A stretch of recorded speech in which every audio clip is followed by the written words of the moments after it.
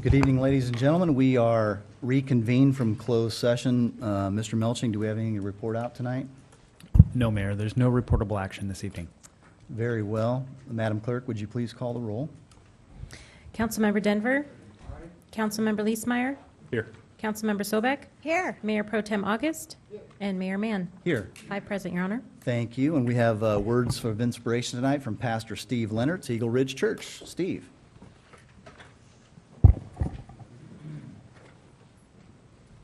Let's pray. Dear God, we thank you for the opportunity to have the meeting tonight. Lord, I pray that you put a special blessing on our city government, special blessing on our mayor and his family and the council members and their family. Lord, I pray that you'd also give wisdom and guidance in policy making. And Lord, I just pray a continued blessing on our wonderful city, Menifee. In your name, amen.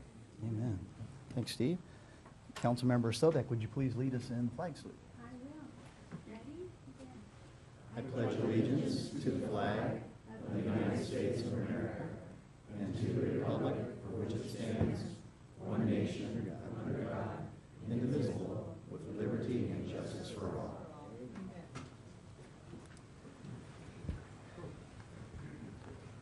Madam Clerk, do we have any agenda modifications tonight? No, there are none. Very well. Then we have a presentation tonight. If the council and Captain Leonard Grill would come up front with us, we have a presentation to make.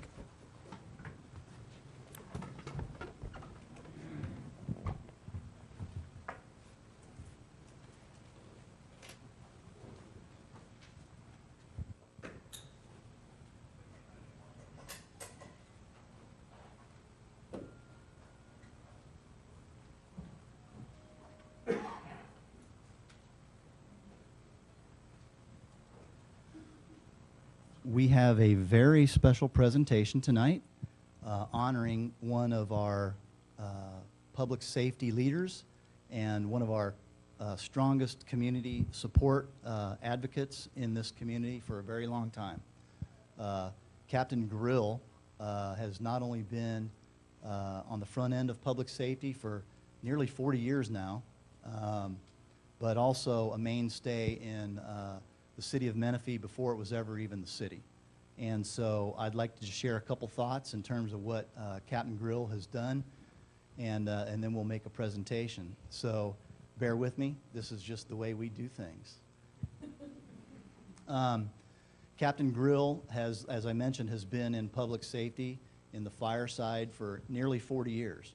Started off in 1977 as a volunteer firefighter, and spent almost 10 years in one of those roles in various places with Riverside County Fire Station number 4, with volunteer stations in Eureka and Davis, and then also got a Bachelor of Science degree in Soils and Water from UC Davis during that time. I believe that was in 1988 time frame. And then from that point on, came back down this way, was promoted to captain sometime around 1991, and has been a mainstay here in this area for many years. Quail Valley Fire Station number 5, and I'm probably getting some of his career history wrong, but you know what? I'm the mayor, and we can summarize it the way we want. But you know, the important thing is that here is a guy who has dedicated his life to public safety on the fire side, and started off as a volunteer, didn't give up, got his apprenticeship done, got his bachelor's degree, and promoted up through the ranks to lead young men and women in what is a lifelong passion. And we're very honored to be able to present this to you tonight. But in addition to leading the men and women of Quail Valley Fire Station 5 and other things, to try to enumerate all the things that you all and Captain Grill has done over the years would be, you know, we'd be here all night. But it's community service and community involvement and giving back that's the important thing. And under Leonard's leadership, along with those past and present at Fire Station number 5, have done amazing things in Quail Valley, whether it be the Santa's Workshop, the annual community toy drive, the fire prevention presentations that you guys all do at Quail Valley Elementary School, which includes a kindergarten program where annually the kindergartners get to come and visit the fire station and also get to watch a 911 video to demonstrate how it's important to them and teach them why that's important. Refurbishing bicycles all year long in order to raffle them off for the workshop. I'm sure everybody helps in that. It's an amazing thing. Celebrity karaoke. 5 celebrity appearances over your time. I think you won one time.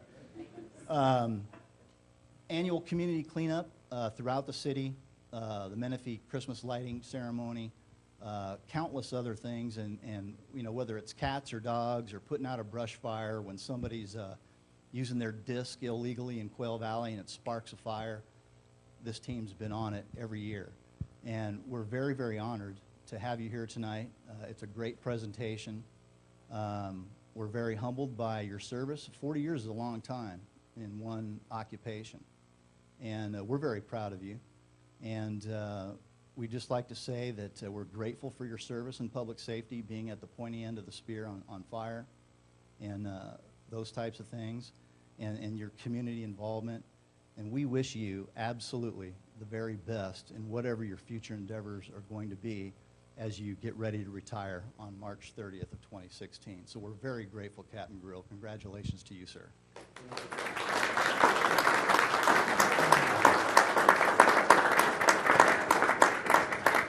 So this is a certificate of recognition.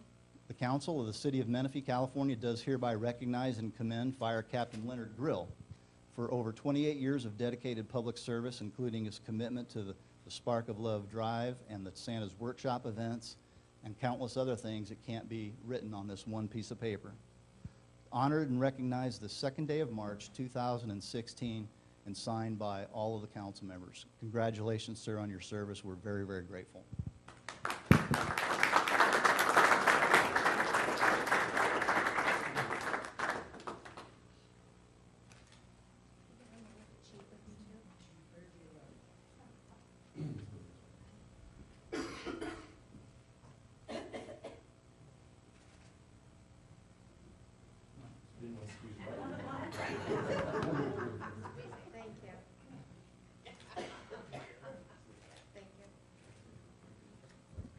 Would you like to say a couple words? No? Yes? Okay, well, here you go. Would you like to do there, Chief Member? Sure, please. Good evening. My name's Jeff Pemberton. I'm the division chief that sometimes I think I work for George, your normal battalion chief, but he actually works for me, and he's still out on injury. We hope wish him a speedy recovery to be back soon. But Leonard, on behalf of Chief Hawkins, myself, and your fire family, we thank you for your 30 years of service. You will be missed. You've been here for a long time. You've shown me things through my career. We've had several different interactions through our career. I remember being a seasonal when you were still working on the Schedule B side up in Sage. So I appreciate your leadership. I appreciate all your commitment to this community, and the outpouring from this council and this community is absolutely a testament to your hard work here. Thank you.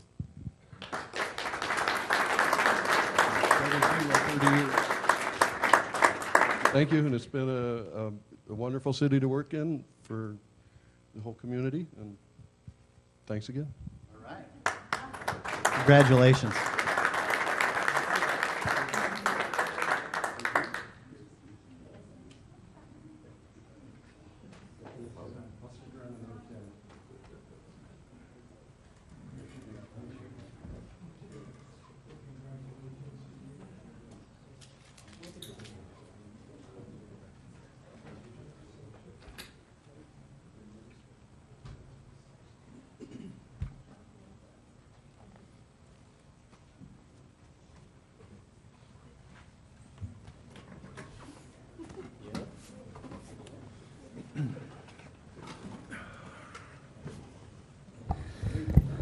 those are the good things that we get to do. And you know what? As you're filing out, maybe we'll be presenting one of these to you in about 30 years.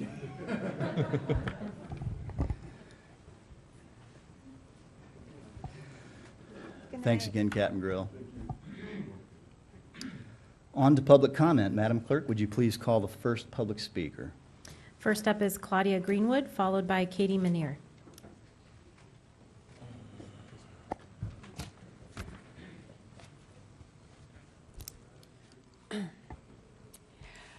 Good evening, City Council. My name is Claudia Greenwood.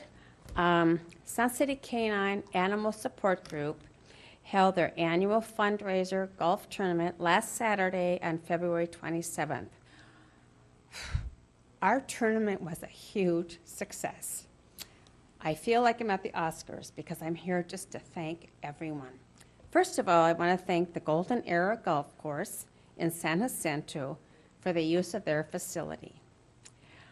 Secondly, Doug Spoon, I don't think Doug is here, for posting our flyer on the Menifee 24/7. The Press Enterprise for printing a column in the community news section. Mayor Pro Tem Greg August, who not only participated in the golf tournament event itself, but he's been taking time to be on our committee for months. Thank you, Greg. Lisa Sobek's husband and family who participated in the tournament. Kay Velkers, who's been on our committee. Gail Handeman, who I've been dragging here to these city council meetings. She's new. She's also part of our committee, and she actually headed the committee. Don Coulter, who participated. And anyone, I think that's it for this room. Okay, so where do these profits go that we make from these events? We no longer have a shelter, as I've mentioned before, but we raise money that we donate to other nonprofit, no-kill animal shelters and rescues to help them with their veterinary bills, to spay, neuter, vaccinate dogs and cats. We also help with food, cleaning supplies, and we also have a grant program that specifically for senior citizens and veterans that need help with spay, neuter, vaccinations. We do have an application, and we would love to help anybody that needs help. So, you kind of know who I am, so please let me know. But I want to just thank everyone who participated, and we just really had a success. How much money did you raise? Should I actually tell you? Sure. Tell everybody. You should be proud of it. After expenses, After expenses. $4,610. Nice. Congratulations. But thanks to all of you. Yeah, So- Mr. Mayor, if I can just make, oh, go, you want to say something? Oh. I just want to say that it's my pleasure to participate in that. I've done it for many years, but I also want to congratulate and say thanks to the city staff, Gina and everybody on the staff, the mayor and the council. They've also supported the event as well by having flyers on the counter and so on and so forth. Absolutely. And one reason why I like to participate so much and why I'm so happy you raise so much money, because that'll only mean that we have less dogs and animals. They'll be in loving and care homes and not on the street or not in the in the shelters or on the golf courses and things like that. So that's why it's really important that you're doing the things that you do. So thank you. Thank you very much. No, I'm sorry. Once again, if you know someone that needs help with vet bills, please let us know, because this is what we're here for. All right. Thank you very Help. much. Thank you. Next speaker, please. Katie Manier.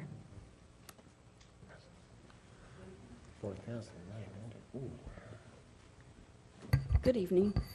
I'm going to kind of start out tonight. I've missed a couple meetings because 3 weeks ago, this last Monday, I had a full knee replacement.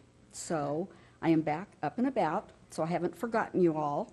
Congratulations for healing so quickly. Thank you. I had a mission, so I had to get well quick. you look great. Anyway, on to my other stuff. Mr. Denver, I'm sorry you missed the last meeting I happened to be able to be at. And it was a meeting where I did apologize to you for saying the word realtor wrong. Maybe it's a little bit of my Polish in me, that realtor.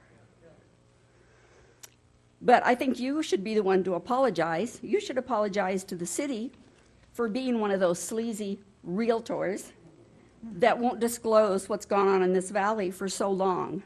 And the Board of Realtors should be sued for not disclosing it. They're putting people in harm's way. They all are aware of this. They've all been more than aware, as you all are aware, and it just keeps going on. And no documents have been asked for. Nobody's tried to get any of those documents, so we know where you guys stand. And then Matt, I saw your bio, and it looks pretty good.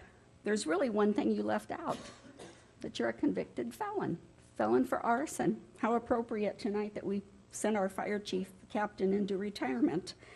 Might make a difference if you were going to get hired for some jobs.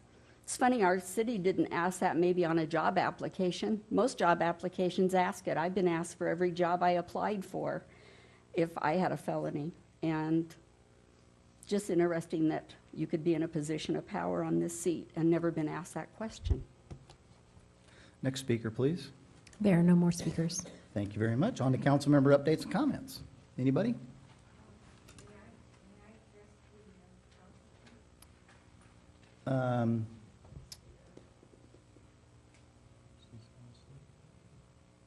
Tell you what, come to the podium, state your name for the record. You have 3 minutes. Just in the future, though, when you come, please fill out a speaker slip and give it to the city clerk, who will make sure that they call you up appropriately.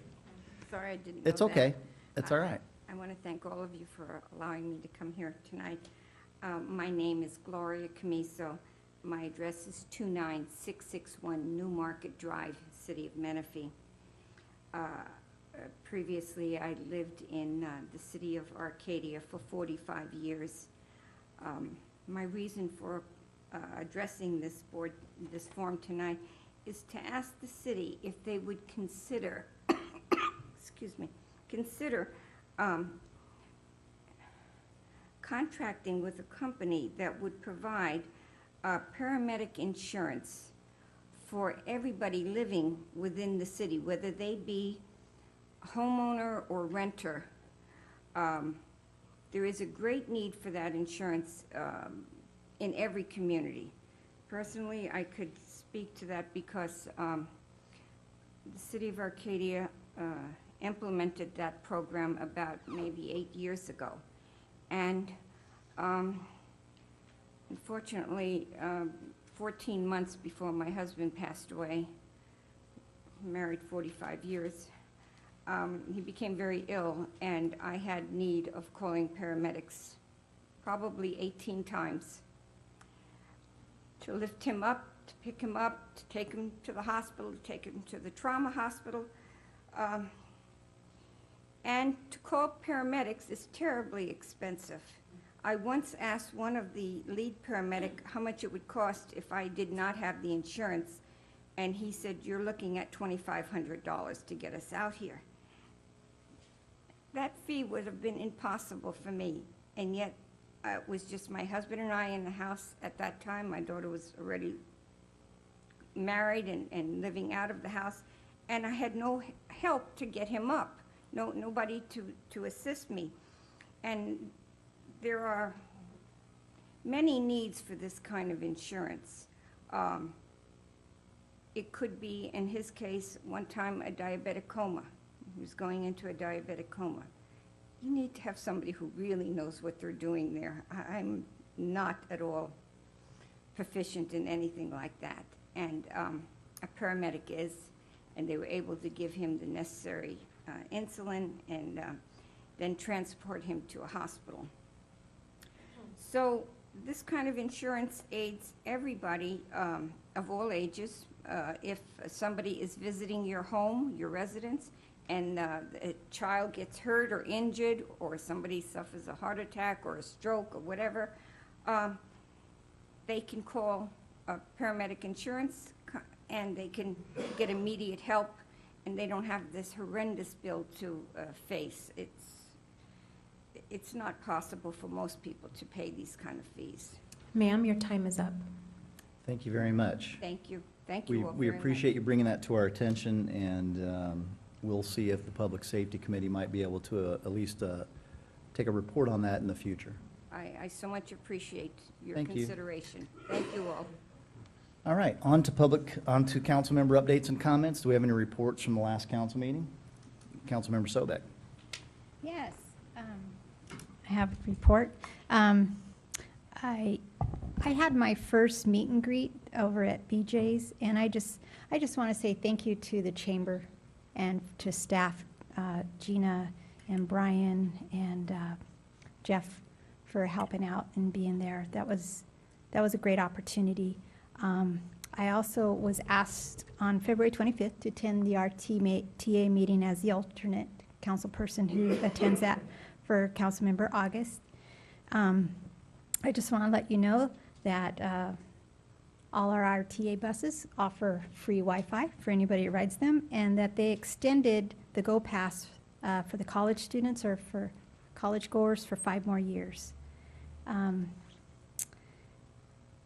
The other night, had the privilege, we attended with I saw some of the other council members there. We attended the Captain Ford's Forum.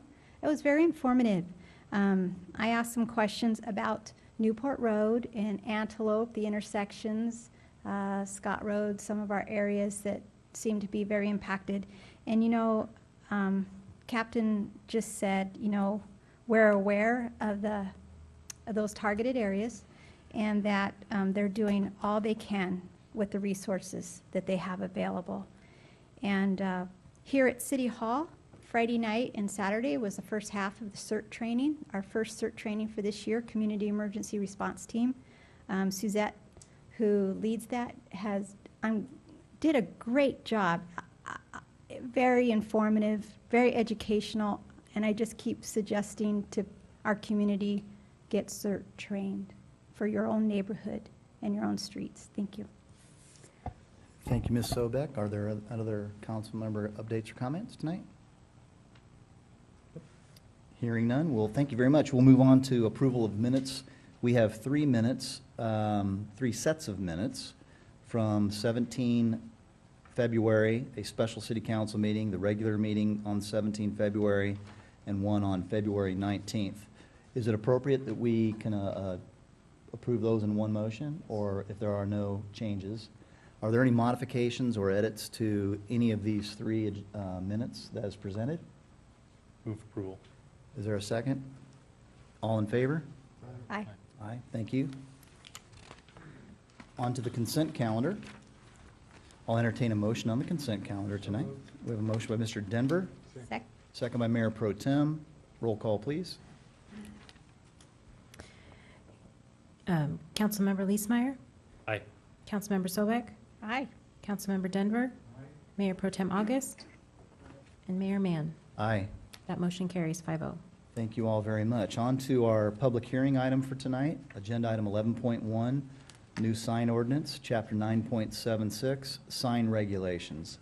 Mr. Johnson, I'm sure we have a staff report on this. Thank you. Excuse me. Thank you, Mr. Mayor, members of council. We do. Lisa Gordon, your planning manager, and Mr. Jeff Wyman, your interim director, will have the balance of the item. Good evening, Mayor and Council. We're presenting our new sign ordinance, Chapter 9.76. This was brought before the Planning Commission on January 27th of this year. The Planning Commission adopted a resolution on a 5-0 vote to recommend approval of the new regulations to you. There were no recommended changes to the sign regulations as presented by staff. A little background, since incorporation, the city has utilized Riverside County ordinances for sign regulations. There are 3 separate ordinances covering on-site signage, temporary signs, and off-site subdivision signs. So that's not very user-friendly, and we thought it would be beneficial for staff and the public if all signage requirements are in one ordinance. The city has also desired to revise the sign ordinances for some time to create standards that are more appropriate for Menifee and tailored to various uses. The existing ordinances for signage have been problematic for a variety of reasons. They lack separate categories for different uses. There's no separate categories for retail, office, industrial.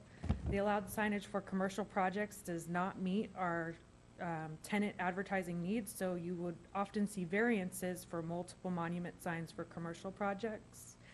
And the ordinances provide little variation in the allowed signage based on the size of a business. So a property that's 1 acre in size would have the same sign allowance as a 20-acre property. So this new ordinance attempts to address that as well.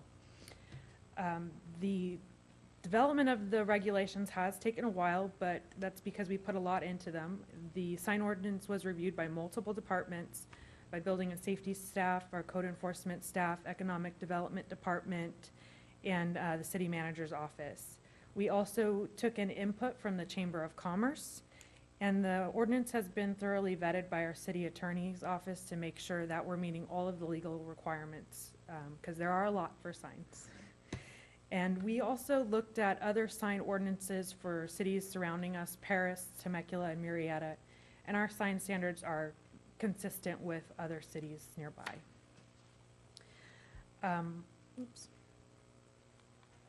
Creating a new sign ordinance is also one of our implementation items from our general plan.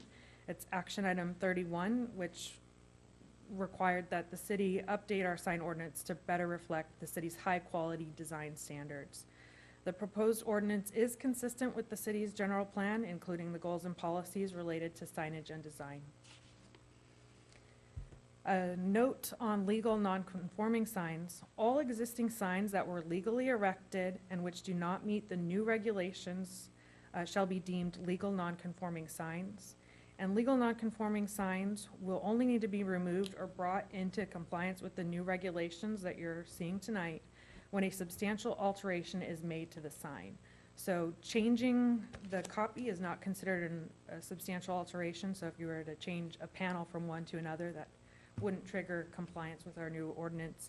And customary maintenance is also not considered a substantial alteration. With this new ordinance, we're creating a couple of new applications, so we're also presenting 2 new fees for you tonight. Our existing fee schedule already has fees for permanent monument signs, signs on walls, but this ordinance establishes a process for administrative relief whereby the community development director can approve some increases to sign height, sign area, and letter height administratively. So we've created a deposit-based fee to process that. That would be full cost recovery, and any money left over after the processing of that application would be refunded back to the applicant. Also, with the temporary signs, we have a new process and application for temporary wall signs, flags, and freestanding signs. Our existing sign ordinance didn't allow any temporary signs. The current fee schedule only has a fee for a banner sign, and that was $160. But to make it clear that any temporary sign requires a fee and an application, we are proposing a $160 flat fee for all the temporary signs listed in our new ordinance. This would cover 1 hour of planner time for intake, review, and preparation of the approval letter and conditions of approval. We did do a quick survey of other cities in the Inland Empire. Corona does charge $180 to $240 for temporary signs, and it varies depending on the size. Paris is at $33.45, and Temecula is at $27. The city of Riverside charges $174.80 to $558.98, and that's based on the size of the sign. So the larger the sign, the more they charge. So those are there just for your reference. Our fee is meant to be cost recovery, flat fee, cover 1 hour of time. There will be no fiscal impact with this ordinance as long as we adopt fees that'll cover the full cost recovery of processing the new sign applications.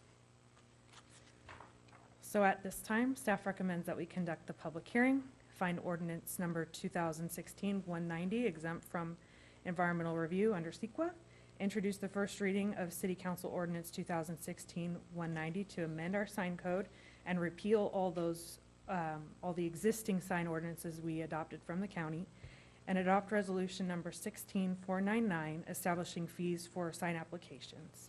This concludes staff presentation. Thank you very much. Appreciate your report and a thorough staff report. I read it for the first time for a half an hour. Then I called the city manager and got some more feedback, and I read it again for another half hour. So I don't have any questions at this time, but colleagues might spark some. Mr. August. I too want to congratulate you for the report. And you and I have had some prior contact on some of the items presented in this report. And the reason why I wanted to do that is because I represent District 1 in the Cherry Hills Plaza, and that commercial centers over in the Sun City. So I have a feeling that once we start to look at the sign ordinance and start to apply it out in the communities, Cherry Hills Plaza might be, I don't like to use the term prime target, but might be where we probably have to do a little more work over there than some of the other new areas. One question I have, so you talk about a $160 flat fee. It's a temporary permit, and I believe she provided me with the information. I didn't dig it out.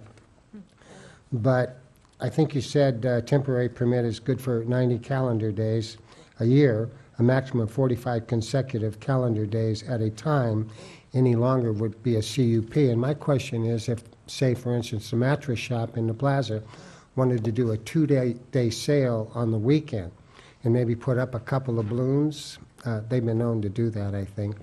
So would that also require them to get a temporary permit at a cost of $160? Technically, yes. Okay. But they could also process, if they were having a big mattress sales event in the parking lot or a sidewalk sale, they could include that temporary signage in with their permit for the temporary event for their sale. Okay. So there's ways to work with applicants. Okay. As long as we're willing to work with them, and $160 for 2 days, people might complain about that, but as long as it can be used in 90 calendar days, I think that's more than acceptable on the part of the city. Flag signs. You see those flags up and down all the time. Some of them have monikers on them, or the identity of the addresses. Some of them don't. So if somebody wanted to hang a flag sign with nothing on it in terms of identifying a restaurant or establishment or a business, how does the ordinance apply to that? There is a temporary sign permit required for commercial flag signs. Commercial flag signs usually have some type of copy lettering logo on them, but sometimes with the model home complexes, they just use their colors, and that does require a temporary sign permit. What kind of a flag would not require a permit? A non-commercial flag. Non-commercial, forwarded in. Could you describe non-commercial? The American flag, state of California flag.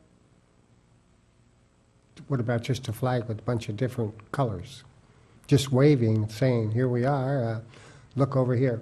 If the sign is meant to attract people to the business, like with the model home complexes, Yes. that falls under a commercial Okay. sign. All right, thank you. Just let me look over this real quickly.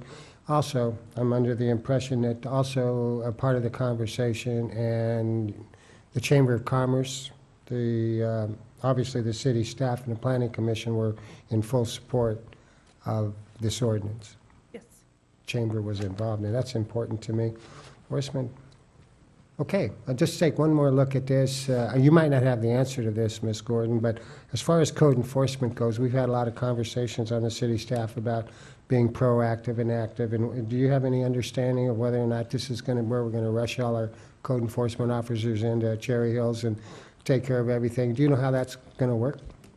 Code enforcement will respond to the complaints only, unless there's a sign that's causing a safety concern or that's in the public right-of-way. Okay. Mr. Johnson? Thank you, Mr. Mayor, members of council. That's exactly how I would have answered the question. No. Thank you. I was on that committee when the Chamber of Commerce was discussing this. It seems like it was an awful long time ago, but I don't think that we discussed the flags that are just yellow draped flags that you put out on the lawn in front of a business as costing $160 for 90 days. I think we're going to have, when they figure out this ordinance does that, they're going to have a problem with that. Ms. Sobek? I want to thank you, staff, and also the Planning Commission for approving this document, all the work that went into it. As I was reading it, I did have a couple of questions. One of them would be on page 16, B, under public nuisance. As I was reading it, and it says that unmaintained signs are hereby declared to be public nuisance, I believe in the definition section, there's no definition for what a unmaintained sign is.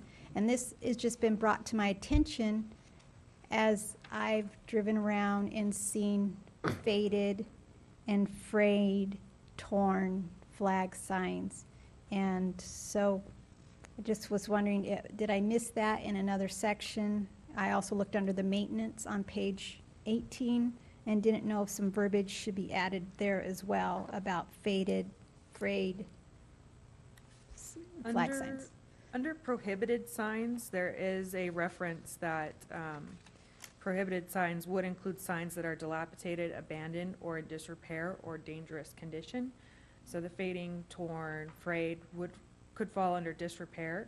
But if you want to add a definition for unmaintained sign, we could add a definition that would provide a little bit more specifics. We were able to kind of come up with a definition. Unmaintained sign means a sign that is not maintained in a safe, presentable, and good structural condition at all times, including but not limited to replacement of defective parts, painting, repainting, cleaning, and other acts required for proper maintenance of the sign. If that's a definition you would like us to add, we can look at adding that. Faded and frayed might be good to add to that, only because that's what I see driving around in some of these flag signs, just to give them, anyone, a clear definition. So that would be a suggestion that I would ask and make. Okay. And just one other, I think I saw just a typo, just like on page 26. When I was looking under the temporary on-site commercial sign standards, it referred me to table 9.76.14-1.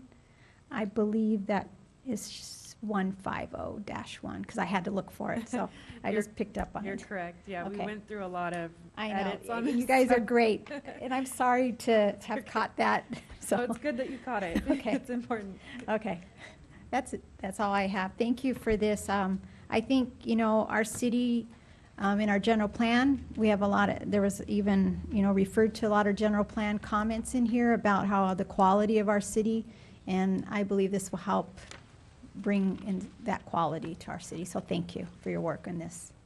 Thank you. Mr. Denver? I understand that the sign ordinance allows sign twirlers, but I would guess that that's a temporary sign. It'd be $160 every time you sent a twirler out there for a period of time? It wouldn't necessarily be every time.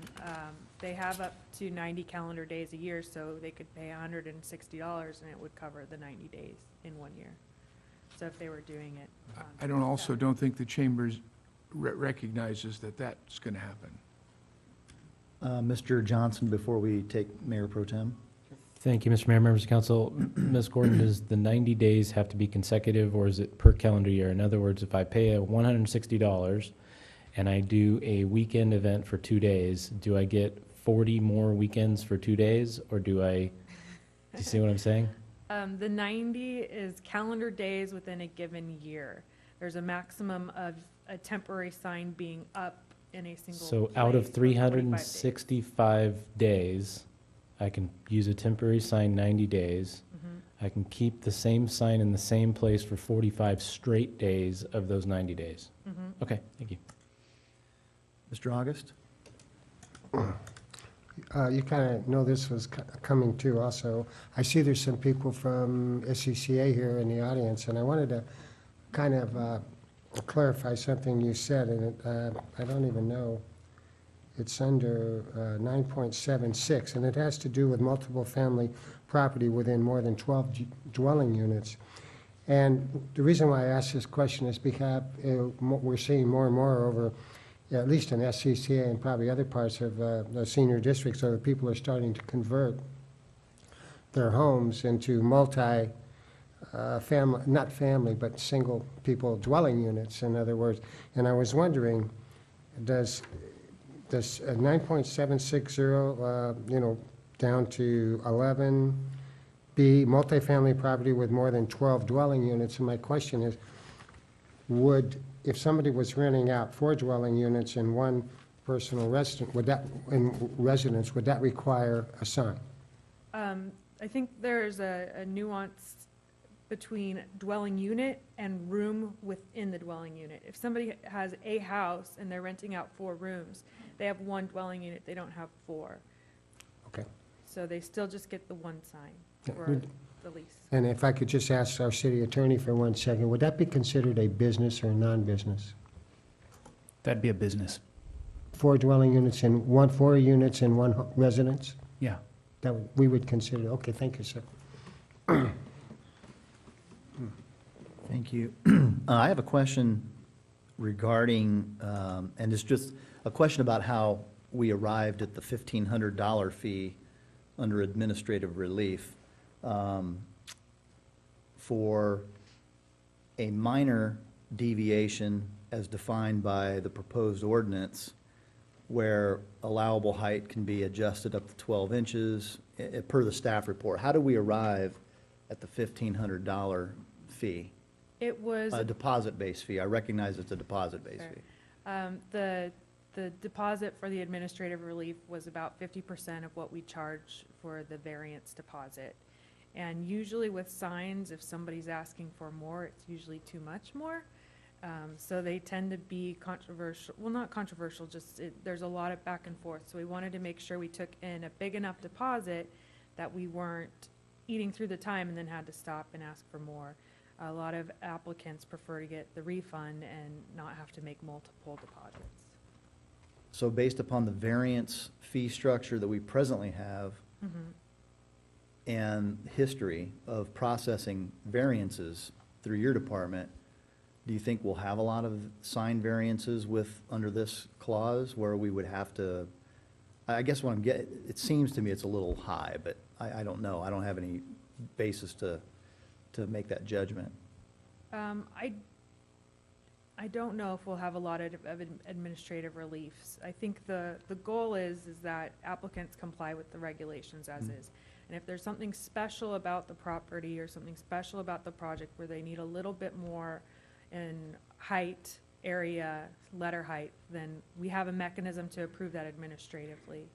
And as you've already mentioned before, if there's a CUP or a temporary event permit or a project, those types of issues are handled through that normal project review with our team in City Hall, the Planning Commission, and then ultimately us. Correct. Normally with larger commercial projects, we're going to have a signed program and we're going to work out a lot of the issues at that level. I guess the point that I'm trying to get at is I just would use Giovanni's as an example. If they wanted to have one sign beyond the scope of what's in the ordinance, this says that he has to pay $1,500 for you to process it, the variance, and then he'll get a refund. It's for the administrative relief. The variance is a different deposit, but yes, because with signs, every sign is different. But I want to make sure that there's a distinction between the administrative relief and a variance. If I'm a business owner and I want one sign that deviates from the sign ordinance that's before us tonight, I'm only going to pay an administrative relief fee, as my understanding of the staff report, for you all to review it before you would approve it, and then hopefully there's a refund that I can apply it elsewhere in my business. So the administrative relief would only allow an applicant to deviate from the sign standards in this ordinance by increasing the height of the sign by 10% or less, increasing the surface area of the sign by 10% or less, or increasing the letter height allowed by 12 inches or less. So if what the applicant is asking for falls within those realms, it's processed as an administrative relief. It's approved administratively by the Community Development Director. If it's anything over those established 10% and 12-inch standards, then it would be a variance and it would go to Planning Commission. Okay. Thank you very much for that distinction. I appreciate you helping me get there. I understand the difference now. Oh, of course. And speaking about Giovanni's, and just so I can be clear on this, where would, and I'm not picking on Mr. Giovanni, but where would, maybe you're just using it as an example, but where would a sign like that go? On the monument or on his window or where? I was just using it as, I have no idea. Okay, all right. Mr. Denver. Since we're talking about Giovanni, the old, we do have in Menifee old buildings that are business buildings that you would not have, you would not approve today. You would not approve the signage on some of the buildings. They've got too many businesses, too small for the small amount of signage they have. It would be different, put it that way. So the way that, if you have a business in one of those places, you end up putting a person out with a sign, or you put a temporary sign out, and that's how you handle it. And in my opinion, that's how come we have places, like in front of Giovanni's, where you have all those temporary signs, is because nobody's ever figured a way of updating the sign ordinance to those old, many business buildings. So. May I attempt to clarify your statement or your question? I think you're trying to get at a distinction between existing businesses that have older signs that would, unless they choose to upgrade their signage, it would not fall under the new ordinance. And staff has already stated that it's not a proactive enforcement, it's a complaint-driven process. Is that the question that you're kind of asking? No, maybe, but no. What I'm trying to say is that we wouldn't put a series of businesses very small, all in a line on an L-shaped building anymore. You wouldn't do that. Look at the new businesses that are being built across from the shopping center. They're not, it's just a different way of doing things, and the signage is different. Those small little businesses are never going to be able to put up signs with this ordinance correctly the way it's done unless they put multiple, I can't even thought it through. Well, one of the benefits of our new sign ordinance is the existing 348 would only allow for 2 monument signs maximum on the Newport Plaza project site. And this new ordinance would allow for more depending on the length of their frontage. So they could maybe possibly get another monument sign on Newport Road, and if they can get another monument sign and get the tenants on that, then that usually takes away the temporary flag signs you see. Did I hear you say that we make some allowances for some of the old buildings that had signs that met other standards? There was not as much space. Now you would give Giovanni another monument sign? Our new ordinance allows more monument signs on a piece of property because the number of monument signs is based on how many street frontages you have and then the length of that frontage. So the county's ordinance didn't consider the length of a project's frontage, so you got 1 per street, that's it. And our new ordinance allows for multiple monument signs if you exceed a certain amount of frontage. Mr. Johnson? Thank you, Mr. Mayor, members of council. Beautiful answer. Thank you, Ms. Gordon. I also believe that there's a couple of different things we're talking about: specific plan developments, commercial center developments, and freestanding buildings. And they all have different requirements and different type, size, and number that can be associated with the signage. And to your point, Mr. Denver, the existing signs that are currently on the buildings that we wouldn't most likely approve today stay until they come in and redo a significant portion of the sign. So there could be a point in time, unintended consequence, where a new tenant moves into a development, a center that has development, a retail site that has suites, and a new sign goes up, and they're going to have to follow the new sign ordinance versus an existing sign of the neighbor that has the business in the suite next to them. So I'm getting to the core of, I think, of your point. Yes, we would not make the new retail establishment or commercial development put up the same sign as the former space sign had. They would be able to do the new sign. I understand. Giovanni has stated, though, that if that building were built today, probably wouldn't be allowed in the first place, but if it were, you'd have a couple of monument signs out on the street, whereas when that was built, you couldn't. So what I'm hearing you say now is we will allow another large sign because of the number of businesses back in this off-the-road shopping center. So there could be an opportunity where they would come in with an application and we'd help them I through the understand. process. Yes. But, to be clear, Giovanni is a tenant of the commercial property, and he pays to a landlord. It's the landlord's project that was approved, and so we can't piecemeal the tenants that are in there for signage. It's got to be the whole thing, or it's got to be temporary within the ordinance that we're hearing tonight. That is correct. That went to my specific plan, center development versus freestanding. You're exactly right. All right. Are there any other questions of staff? No. All right. Very good. We'll open the public. Thank you very much, Ms. Gordon. I'm sure we'll have more questions in a little bit. I'll open up the public hearing at time 7:57. Madam Clerk, was this properly noticed? Yes, it was. Have we received any correspondence since the notice? No, that's we have not. available? Very good. Do we have any public speakers on this tonight? Yes. Please call the first speaker. Tom Thurman.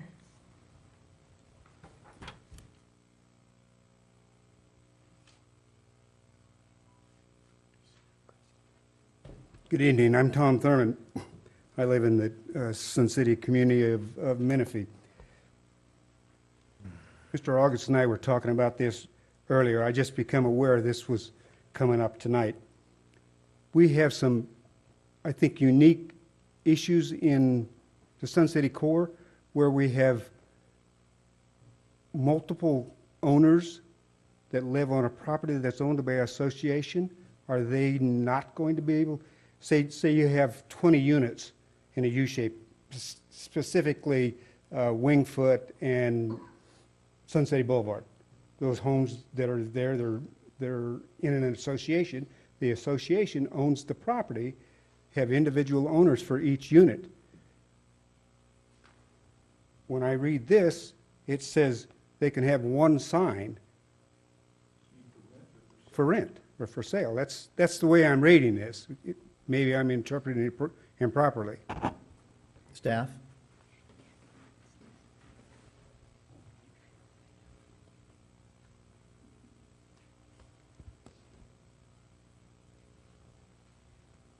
So for signs on property for sale, lease, or rent, signs are allowed on a residential property with 12 dwelling units or less, one sign not exceeding 4 square feet in area, and not exceeding a height of 5 feet.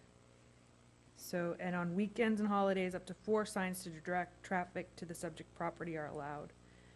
On a multifamily property with more than 12 dwelling units, one sign per street frontage not exceeding 24 square feet, an area not exceeding 5 feet in height is allowed. So there's signs allowed for the multifamily. 24 square feet is pretty large, so if there were multiple properties for lease or sale, you could get a few on that sign. And usually we see more of these signs with apartments, and there's one large sign and a contact number because there's a specific person that's responsible for renting out the rooms. Does that answer the question? No, because it... Okay, let's, hold up. Thank you, Ms. Gordon. please come back to the microphone, Mr. Thurman. And before you ask a follow-up, Mr. Johnson. Mr. Mayor, members of council, Mr. Thurman, I thought it did answer the question. There, it specifically is going to the size of the sign with multiple messages on the sign instead of having multiple small signs all over the yard. So why don't you go ahead and ask your question? This is your time. It's public testimony. We'll have time to follow up. Well, I just want to know how you guys are going to address that, because it's going to be an issue. I can see Mr. Denver has questions about that, too. I think he understands what I'm trying to say. We have multiple owners that are not going to want to cooperate to put a single big sign to rent their property. That's primarily rental property in that, but it belongs to multiple property owners. Understand. I don't know that you can answer that question. I just want to present that question to you. All right, thanks. Mr. Denver? It's real easy to answer if you just don't look at it as an association. If every single, which they are individually owned, you can have a small for rent sign on every single property in there. It's just that if it's an apartment complex with one owner, then it's the other thing, and I think that would accomplish the task. Or the city wants to address it, that would. Mr. August? I understand what Mr. Denver said. That kind of clears it up for me. I just want to make sure that Ms. Gordon understood that question and concurs with having a bunch of little signs on your property. Yes, if it's a condo-type project, it would make sense that each individual condo owner, or property owner could have a real estate sign, just like with a single-family residence. Thank you very much. Next speaker, please. There are no more speakers. Very good. Is there anybody else in the audience that wishes to address the council on the signage ordinance? Staff have any further comment? Very well. We'll close the public hearing at time 8:02, and we're inside for council discussion only. And so where are we at with your concerns, questions? Have they been answered? Mr. Leesmeyer? I've had concerns, but it sounds like they've all been addressed through the other council members' comments and questions and answers by staff. Mine too. I'm good to go. Okay, Mr. Denver? I'm also satisfied with, just to ask you, are you satisfied with the $1,500 fee? You want to come at them to 1,000 or something? As it was explained, yeah, I'm okay with it. I understand the logic and I understand the difference as it was explained, and as Ms. Gordon walked me through it, I'm okay with it. It seems to me like there's not going to be a lot of them. There could be, and if there are, then perhaps we can bring back and adjust it down from if we need to. But I'd like to see how it works. And also, there seems to be the sign ordinance for wiggling the signs or putting up a sale sign on your front, or you can do it up to 90 days, 90 individual days, but there's a fee to it that maybe nobody else has the problem of saying, how come there's any fee to it at all? What's the cost to the city for me putting up is there somebody monitoring me holding my sign in the front of my property? Why does it cost the city anything? Or excuse me, why does it cost me anything? Because why does it cost the city anything? Mr. Johnson? I'll attempt that one. I believe the twirling signs are actually in the public right-of-way, so they're not on the ownership property, so to speak. So they're actually in the public right-of-way. There's PARSAC, there's insurance liability issues with our public right-of-way. There's blocking the sidewalk. There's ADA issues, so that's where the fee could come into play. Mr. August? Thank you, Mayor. Let's see, how do we do this? I wanted to ask the city manager, because I have asked this question to the staff before. The menu signs, you walk in front of Myrna's Cafe and you'll see a sign there, today's breakfast special, and the lunch specials are today, and they change them every day. And I did ask the staff whether or not that would require a temporary or a permanent permit, and the answer, I'll let you go ahead and give that, Ms. Gordon, but the way I understood it was the window, or if it was in the window or door area, there would be no permit required, but if it was not on a window or door area, there would be a temporary commit required. Yes, there would be a temporary permit required, and generally the permit would verify that there's adequate area for ADA accessibility around the A-frame sign where they want to put it. It's just, it would be a fairly minor review, and then again, our temporary signs, if you're going to exceed 90 calendar days in a year, you can process a CUP to have it out more than 90 days. So if it was something that an applicant wanted year-round, it could be processed. What would that cost? How much is a CUP? Well, we'd most likely process it as a minor CUP. The fee, I believe, is around 2,000, but we can work on that. So, But yeah, I think, I get where you're going on that one. It seems to me that as you've asked the question, as I understand the question, there's a difference between to use your example of the menu sign, it being on the door or the window would be allowed. yes, But if you put an A-frame sign or a stanchion sign and you change out the menu every day, or if you actually post the menu on maybe a stanchion that's a permanent fixture to the structure, one would argue that that should have been dealt with when the project went through or the modification went through as part of a specific plan or a CUP or a temporary event permit. But do we have in our CUP fee structure, do we have language that deals with with the signage piece that would lower the fee? Or do we just, because we're implementing a signage ordinance, that A-frame sign at Myrna's or wherever it is would be dealt with this $160 fee for a permit process through staff for 90 days? if it's 90 days, it would be the $160. If they want it for more than 90 consecutive days in a year, say they want it for the life of their entire restaurant, then we would charge a CUP fee. Okay. Mr. Denver? What if it was on their property? So take Provincial Restaurant, they have a sign that's not in the window, but at the window of the front door, and it's a blackboard, and they just put the sales, matter of fact, I think it's inside the building, but they do have something just outside. Can we allow them to have a sign that's visible from the outside if it's touching their building, if it's not in the public right-of-way, if it's nowhere out that way? Probably the best option is to attach something to the window, because if it's attached to the window and it doesn't take up more than 30% of the window area, there's no permit required, there's no fee required, they just put it up, it's allowed. So on the math, thank you very much. On the math, that's $160 for 90 days is $53.33 on a 30-day month divided by 30 days. It's $1.77 per day advertising as part of your business. It's cost of doing business. Traditionally, what we... I'm okay with the fee at $160. I understand as it's been presented, I'm okay with it.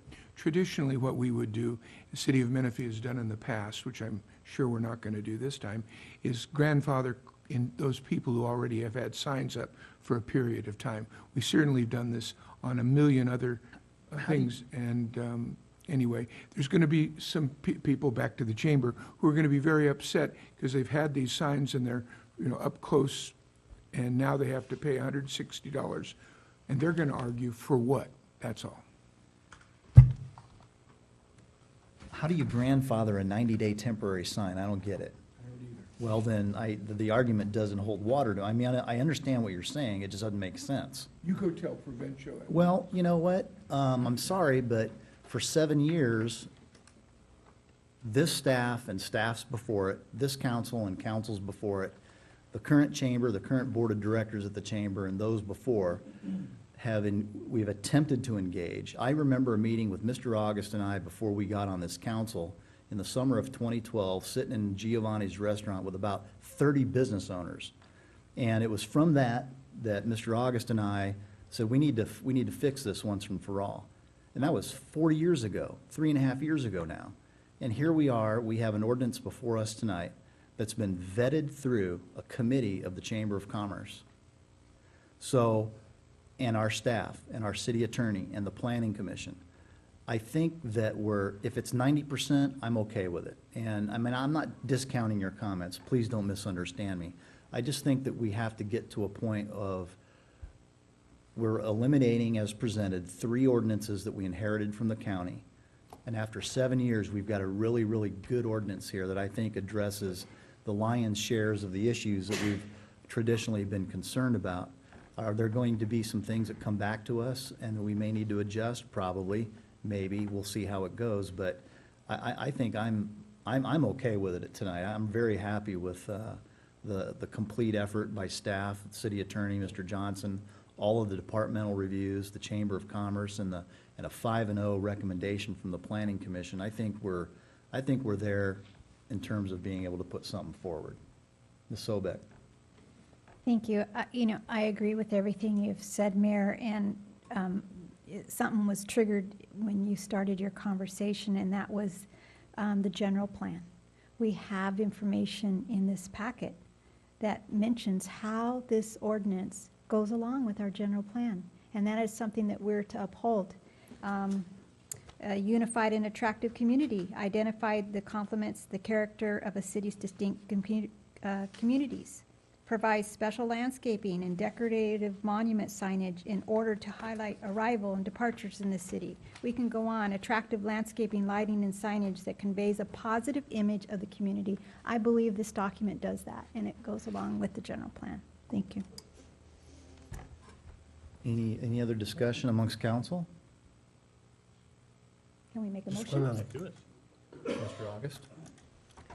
And I just wanted to echo what I kind of wrote some notes before I came to the meeting tonight. And listen, I'm over there a lot, and I know there's going to be some people upset. I know who the people are going to be. But I thought the idea, what we were doing this, and this applies to Cherry Hills Plaza as well, is that we're really trying to improve the quality, the appearance, and some of the aesthetic value in this area. And the city is putting a lot of time in some of these older areas. So I know if it was me, I'd just go ahead and put my menu in the window. So I have a feeling that's what people will do. But the idea behind the whole thing is to kind of upgrade some of the older areas. And that's kind of where I'm coming from when I'm going to vote to approve the ordinance tonight, or whatever we're approving. So do we have 2 motions tonight or 3? Mayor, we have 2 motions tonight. Okay? One to introduce the ordinance and one to introduce the resolution. And the introduction also includes a finding of exemption from CEQA? You're correct, and that makes me wrong. I apologize. The first item, the first motion would be concerning CEQA. I was anxious to get to that second item that I described, which was the resolution, because there's an issue that hasn't been discussed tonight, but I want to make sure that you understand it's a choice. At page 92 of your packet, as an attachment to the resolution, there is a presentation of Exhibit A. And then at page 93, there's an alternative presentation of Exhibit A.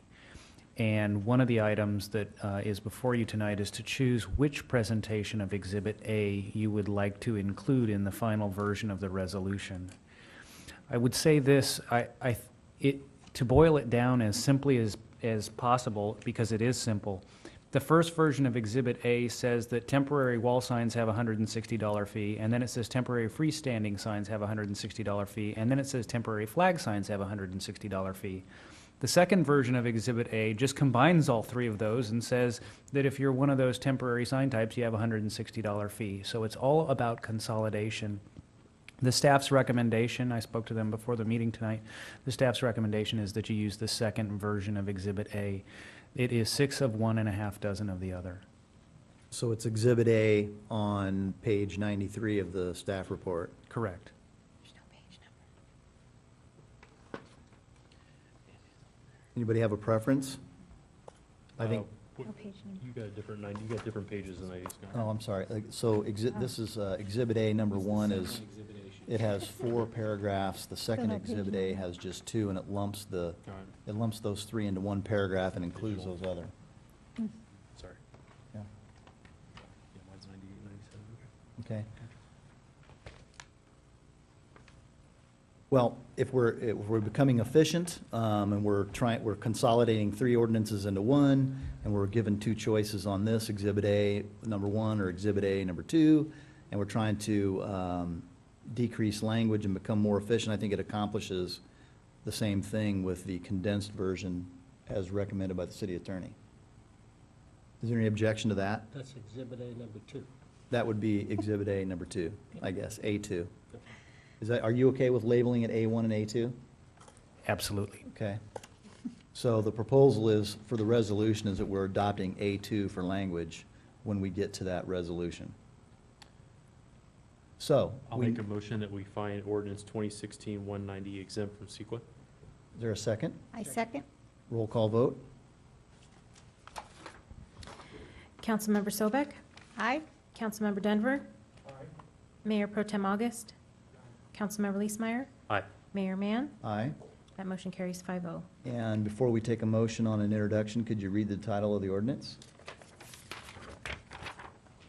Ordinance number 2016-190, exempt from environmental review under the California Environmental Quality Act, and introduce ordinance number 2016-190, an ordinance of the City Council of the City of Menifee, California, amending the Menifee Municipal Code by repealing ordinance number 348, Article 19, ordinance number 679, and ordinance number 806, and adopting a new chapter 9.76, sign regulations. And the motion should also include the scheduling of second reading and adoption on March 16th, 2016. Is there a motion? Motion to introduce. Second? Is there a second? Second? Seconded by Mayor Pro Tem. Roll call vote on the introduction. Councilmember Denver? Understand the purpose of this and value the increasing the appearance of our community, and I agree with 97% of this because of some of the details. I vote no. Mayor Pro Tem August? Councilmember Leesmeyer? Aye. Councilmember Sobek? Aye. Mayor Mann? Aye. That motion carries 4-1. And is there a motion to introduce a motion to adopt the resolution 16-499? Motion to adopt resolution 16-499 with Exhibit A2. I'll second that. Roll call vote, please. Mayor Pro Tem August? Councilmember Leesmeyer? Aye. Councilmember Sobek? Aye. Councilmember Denver? Mayor Mann? Aye. That motion carries 4-1. Again, I just want to reiterate my compliments to the city management team, all the department heads, the Chamber of Commerce, the Sun City Civic Association, everybody who has given input to this entire process for so many years, as well as the attorney that actually did all the behind-the-scenes work. Kudos to them, and thank you, council, for moving this item forward after 7 years. Mr. Attorney, Mr. Milching. Mayor, because you mentioned it, and I did want to draw your attention to the woman sitting next to Lisa Gordon. That is my colleague, Michelle Molko, who was the principal legal side author of the ordinance. Thank you, Ms. Malco. Marvelous job, and thanks for putting up with the debate tonight and for answering our questions as the staff report was released. So we're very grateful to everything you did. Appreciate it. Yeah, I think it is. On to discussion item 12.1, fiscal year 2015-16 mid-year budget review. Thank you, Mr. Mayor, members of council. Finance Director Bruce Foltz will have a mid-year financial review for you and discuss some budget adjustments. Mr. Foltz. Thank you, Mr. Johnson, Mayor Mann, and council. I'd like to present you the mid-year financial review and proposed budget adjustments for this current fiscal year.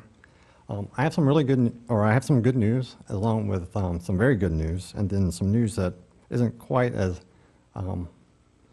reasonable as we'd like, but I think we'll be fine throughout the rest of the year.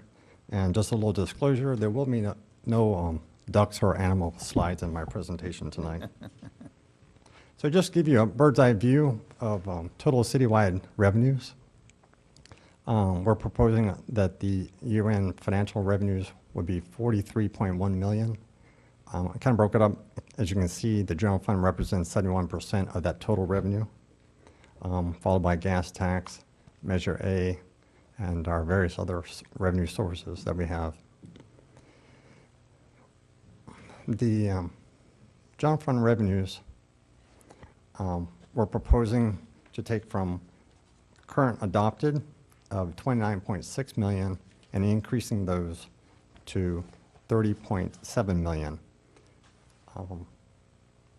The four items there to see, property tax, sales tax, franchise fees, and building permits represent approximately 90% of our total general fund revenues. And so one of the items that we have here tonight is a good news, is sales tax. Our sales tax consultant has provided us with some recent information that we can expect to receive about $7 million this year in sales tax revenue, an increase of $594,000. This is primarily due to the wind down of the triple flip. The triple flip was approved back in 2004, and when we became a city, we became a part of that process. And now, with it finally winding down after 12 years, we should final payout. It was a little bit higher than what we expected. Another item that is helping to increase that are our third quarter sales tax figures for 2015. We're actually up a little bit higher than expected than the prior year, and so that's helping to drive that number up. So that's very good news for us.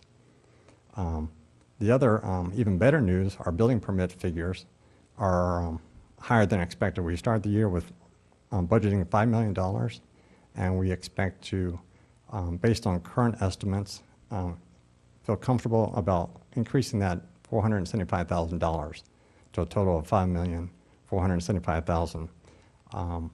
We are currently in 6 months, or excuse me, 7 months figures here on the right-hand column year to date. If you look at property tax, I feel like we're right on target. We received the bulk of our distribution from property taxes in really January and in April, excuse me, actually in May. And so it looks like we're right on target for those figures. And like I said, building permits are doing very well. The county augmentation, we will get that calculation at the end of June. So that's why that right now is currently 0. Just give you a little more detail about building permits. So this is a little bit of a history of where we stand with building permits.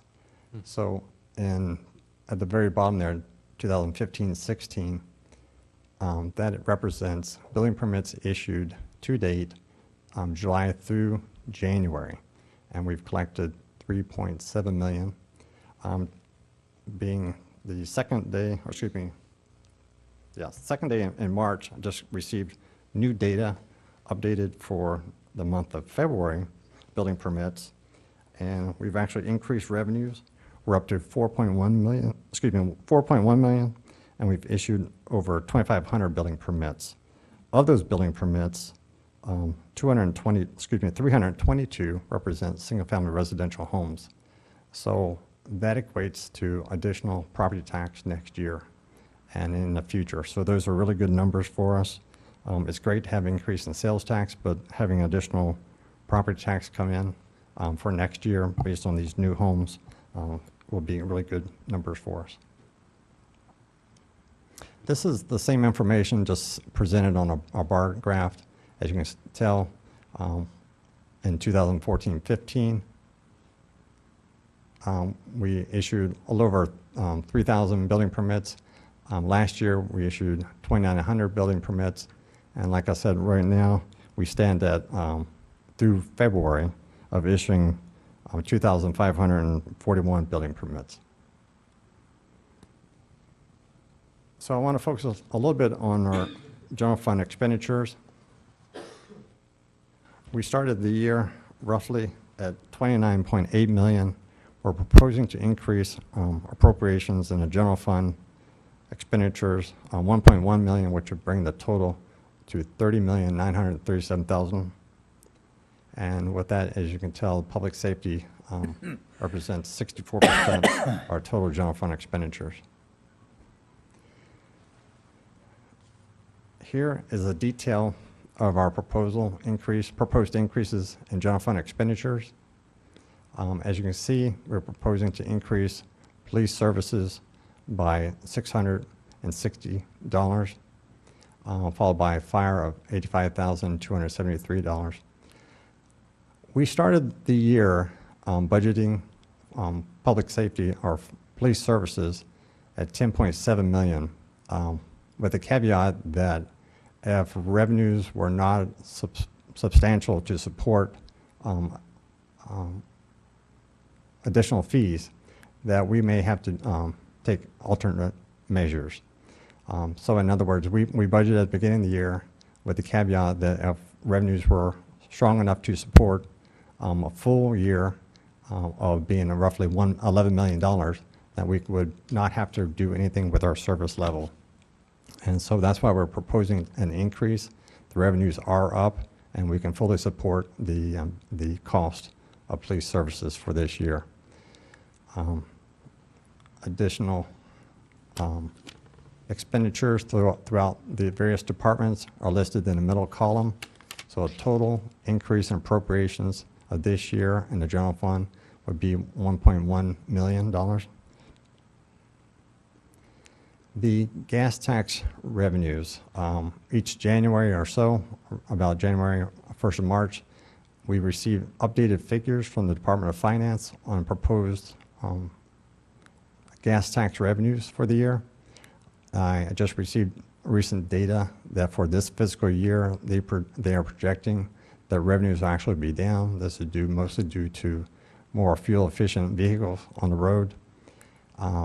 So the last time they gave us projections were actually a year ago, so they've updated those based on the first 6 months of operations. So we will be adjusting our our gas tax revenues down $116,000.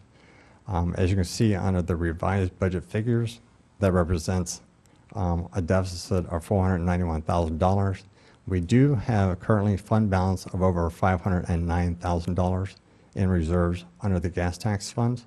So we will have sufficient funds to cover the decrease in gas tax revenues.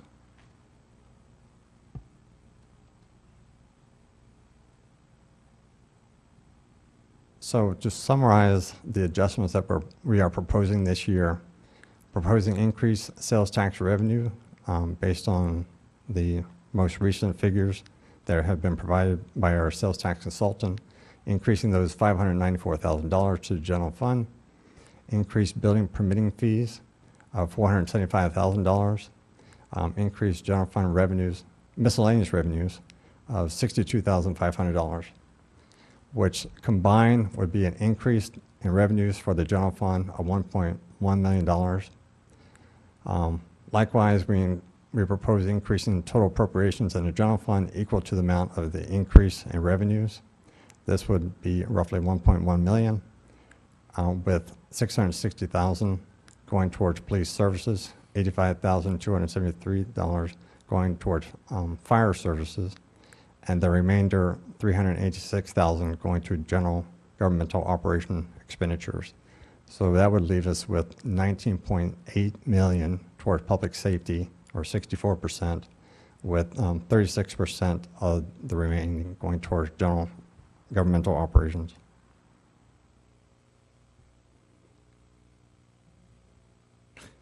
Apologize for those slides. I didn't realize that they were still animated from last year.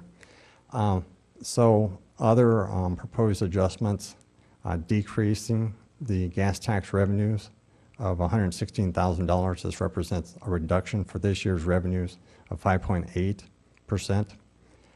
Increasing our LLMD funds of $7 million, and increasing appropriations in our LLMDs for $39,000. If you recall last year, we accepted approximately 30 separate zones from the county of LLMD 89-1C. And so this was our first full year of managing those LLMDs and all those 30 zones that we have. So we're getting a handle on our expenditures for those zones. We actually collected $7,000 more this year than what we had originally anticipated, so we're proposing to increase their total revenue. And then there's some expenditures that were unanticipated this year, so increasing total expenditures $39,000. And we're proposing increasing appropriations in CSA 80 by $40,000, which is associated for street lighting, and increase appropriations in public facilities diff fund, $50,351, and this is due to capital outlay. And that concludes my presentation. Mr. August? Question, could you go back to slide 2, please? Sure. I think it's slide 2. The one where it showed that we had 3.5 million in revenues from franchise tax fees. There, was that it? Franchise, Sorry. 3.5 million revenues. Yeah, there it is. On the franchise tax fees, just give me a quick and dirty on what they were. It's my understanding that those are fees from utility utility managers, and from what I understand, I think we get 5% on all the products sold within the city from the utility companies. Well, the franchise fees represents fees that we receive from franchises that we have with Waste Management, along with the Verizon and various other cable companies, along with the Southern California Edison, Okay. and the gas company. So each one has a separate franchise fee, depending on the type of franchise. And so that's, and the reason that number kind of looks low right now is we receive quarterly payments from all the Waste Management, as well as the cable company. However, the gas company and the electric company, those are annual payments that we receive in the fourth quarter, which are significantly large. We're projecting for the California Edison of roughly about $1 million alone. So do we get paid for service or just products? We get paid based on their net revenues that they. Okay, so it could be service, products, and could be everything together. Well, yes, because they're television, I guess you could say that is a product that they're providing, where the other, like gas and electric, is a service. Okay, but we get a share of that. If it increases, we get more. That would be correct, yes. Thank you. Could you go to the permit slide, the yellow one, bar graph? So the 15-16 column of 2264 building permits, that's 7 months, right? That is correct. Do you predict that we'll be on track to close out the year at what? Would you estimate? I think we'll come very close to 3,000. So this is all-inclusive of all building permits. I understand. So it could be a building permit for a hot water heater, which may only be $100 or $150, versus a single-family residential home on average is roughly, for a 2,500 square foot home, is about $4,200 for the full permitting fees. So it can vary, but certainly it looks like right now we are on course, and since the weather seems like we've outweighed surpassed the El Nino, I do believe that we're going to have a very active spring. So if we took if you take the first 7 months and you divide it by 7, and then you take that factor and apply it to the rest of the 5 months, we would surpass, in theory, 3,000. It'd be about 3,800, assuming the pace continues. That would be correct, yes.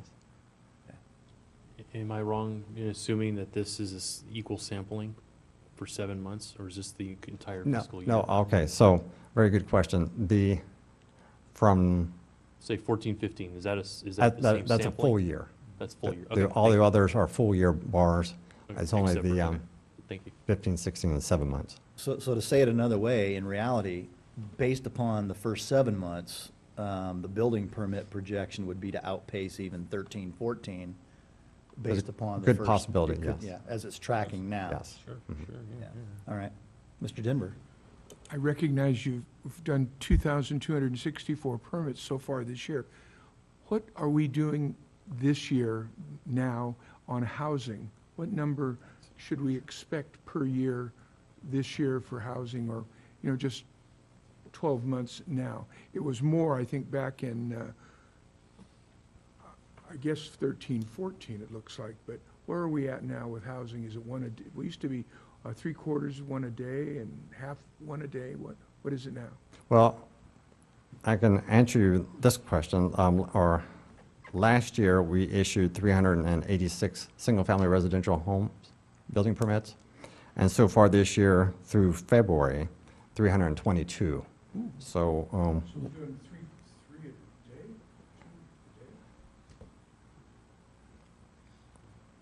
2 a day? no, well, that's from July 1st through Oh, July, I see. July 1st through February. So that'd be eight months of activity.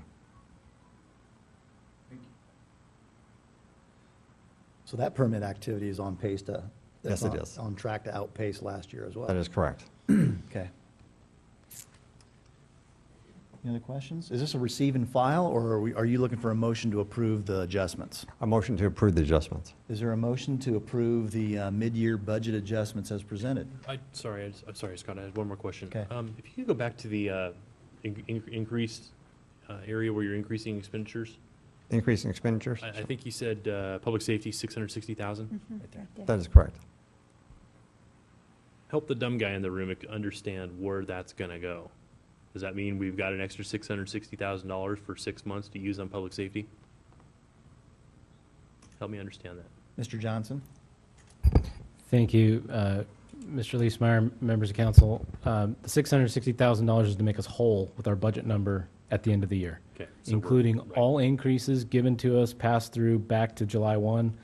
And it also substantiates the fact that we won't be making any cuts, no reduction in staffing for police or fire. Excellent.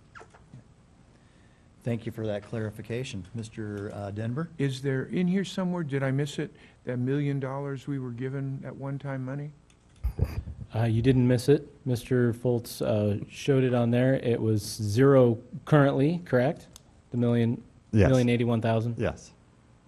It's on the screen before this, That on was the the revenue count, side. under the county augmentation? It'll come, though, Fine. by the end of the year kind of a We're thing? counting it as revenue. Yes. One time. Yes.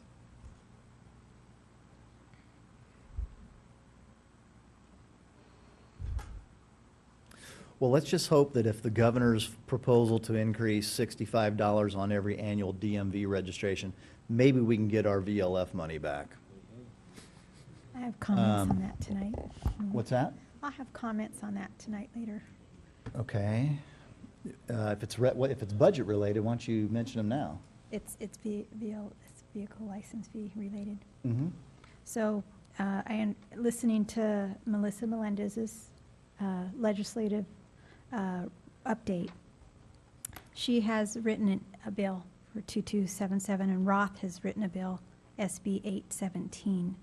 I would like to see that we as a council do a letter of support, a resolution, and get that out there. It's in committee now, and they need our letters of support right now. I made some phone calls today and last night to both Roth and Assembly Melendez's office and found out they need letters of support now. So I would like, that would help. Okay. Then, is there okay, we can do it a couple different ways. It's not on the agenda, but we engage in legislative, we can all write letters and Like- get on. Can we have it come from the? Okay, so if we want to do it in the form of resolutions, it's going to have to be on the next council meeting. Is there a second to put that on the next council meeting? Second. Okay, then staff, you have the item to bring back, a resolution in support of both the Roth and Melendez bill for VLF. Marvelous. Okay, good. Was there addition to that for the budget related? All right, good idea. We've done it every year for the last 5 years, and we'll see what happens. Is there a motion then to accept the mid-year budget adjustments as presented by staff? I'll make a motion that we accept fiscal year budget as presented by staff. All right, is there a second? Second. Roll call vote, please. Councilmember Leesmeyer. Aye. Councilmember Sobek. Aye. Councilmember Denver. Mayor Pro Tem August. And Mayor Mann. Aye. That motion carries 5-0. Excellent. Thank you, Mr. Foles. Thank you, Mr. Manager, and thank you for your comments, council. On to city attorney reports. I have no report this evening, Mayor. Mr. Johnson, city manager report. Thank you, Mr. Mayor, members of council. We have just one item that's upcoming. We did and have been working on, as promised, the Sun City Boulevard median project. It's over in Mr. Lennox's shop. We're just about to put that on the street and start the improvements. And I believe at the end of this month, we will be improving Sun City Boulevard from Cherry Hills to McCall. And we're going to do it in one project. So all of those that move forward, it will be the same design concept that we've done on Cherry Hills, and the same design concept we did on Bradley, and the same design concept we did out here on Newport. So pretty excited about that. So just wanted to give some kudos to our community services staff for their leadership. And secondly, at the next council meeting, we'll have some more updates on infrastructure for you. Thank you, Mr. Johnson. Now, who do we pay our temporary signage permit fee to for that on the median improvement? Never mind. That'd be Mr. Foltz. It's late, huh? You guys didn't hear me. Okay. On to future agenda requests from council members. Mr. Leesmeyer. I would just request an update on the status of the skate park improvements for next time. Just kind of an update on the schedule and where we are. As an update from management, does that require a second? I think that's within your discretion. Be happy to do a community services update next time, too. The improvements on the Audie Murphy skate park, cameras, fence upgrades, bathrooms, sort of things, just an Is that update why to the it's schedule. closed? Partially why it's closed, yeah. Yeah, Ms. Sobek? I don't know if this is a future agenda item, how we do this, so Mayor, you can help me out here. It's been brought to my attention that the Menifee Union School District Education Center that is being built right out here across the street, that they're looking at late spring, early summer to name that building and have the completion. I attended a meeting with the superintendent, his coffee, and he announced that the name of that building is going to be named after Robert O'Donnell.